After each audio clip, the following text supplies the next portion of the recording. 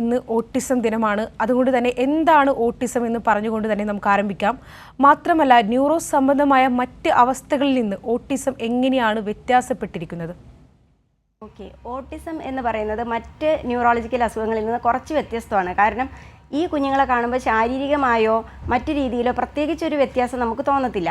മറ്റ് അസുഖങ്ങളുള്ള കുഞ്ഞുങ്ങൾക്ക് എന്തെങ്കിലും തലച്ചോറിന് അസുഖങ്ങളൊക്കെ ഉള്ളവർക്ക് നമുക്ക് സീമിംഗ്ലി തന്നെ ഒരു വ്യത്യാസം കാണുന്ന പോലെ ഓട്ടിസത്തിന് അങ്ങനെയില്ല. ഇതൊരു രോഗ അവസ്ഥയാണ്. ഫിസിക്കലി നമുക്ക് പ്രത്യേകിച്ചൊന്നും തോന്നുന്നില്ലെങ്കിലും പൊതുവായി ഒരു 3 രോഗലക്ഷണങ്ങളുടെ രോഗലക്ഷണമല്ല 3 അവസ്ഥകളുടെ ഒരു സമ്മേളനമാണ് ഈ കുഞ്ഞുങ്ങൾക്ക് ഉണ്ടാവുന്നത്.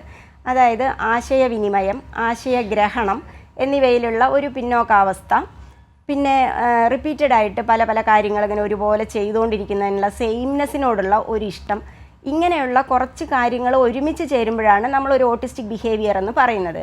ഓട്ടിസം എന്ന വാക്കിൽ തന്നെ ഓട്ടോ എന്ന വാക്കിനുകൊണ്ട് എന്താണ് അർത്ഥമാക്കുന്നത്? നമ്മൾ സെൽഫ് എന്നാണ്. സ്വന്തമായി തന്നിലേക്ക് തന്നെ ഉൾവലിഞ്ഞിരിക്കുന്ന ഒരു പ്രകൃതമാണ് ഓട്ടിസം എന്നതുകൊണ്ട് ഉദ്ദേശിക്കുന്നത്. അതുകൊണ്ട് പ്രത്യക്ഷത്തിൽ നമ്മൾ മറ്റ് ന്യൂറോളജിക്കൽ അസുഖങ്ങൾക്കുള്ള പോലെയുള്ള ശാരീരികമായ പരിമിതികൾ കണ്ടെന്ന് വരില്ല. അതാണ് അത് തമ്മിലുള്ള വ്യത്യാസം. ഇപ്പോൾ ഡോക്ടർ കുട്ടികൾക്ക് വരുന്ന കാര്യങ്ങളൊക്കെ പറഞ്ഞു. അപ്പോൾ അങ്ങനെ വരുമ്പോൾ ഈ ഒരു ഓട്ടിസം എന്നൊരു അവസ്ഥയെ തടയാനാകുമോ? എന്തുകൊണ്ടാണ് കുട്ടികൾക്ക് ഓട്ടിസം വരുന്നത്? അതിനുള്ള പ്രധാന കാരണങ്ങൾ എന്തൊക്കെയായിരിക്കാം? ഓട്ടിസത്തിനെ തടയാനാവുമോ എന്ന് ചോദിച്ചാൽ ഇന്നത്തെ നമ്മുടെ ശാസ്ത്രത്തിൻ്റെ നോളജ് വെച്ച് അത് തടയാൻ മാത്രം നമ്മൾ വളർന്നിട്ടില്ല.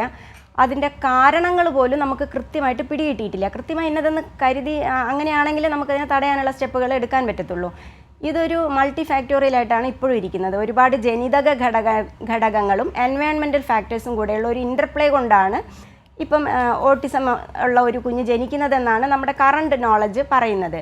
ഈ ജനിതകം എന്ന് പറയുമ്പോൾ തന്നെ ഏത് ജീനിലേക്ക് അതിനെ ലൊക്കേറ്റ് ചെയ്യണം എന്നുള്ളത് പോലും നമുക്ക് ഇതുവരെയും മനസ്സിലായിട്ടില്ല.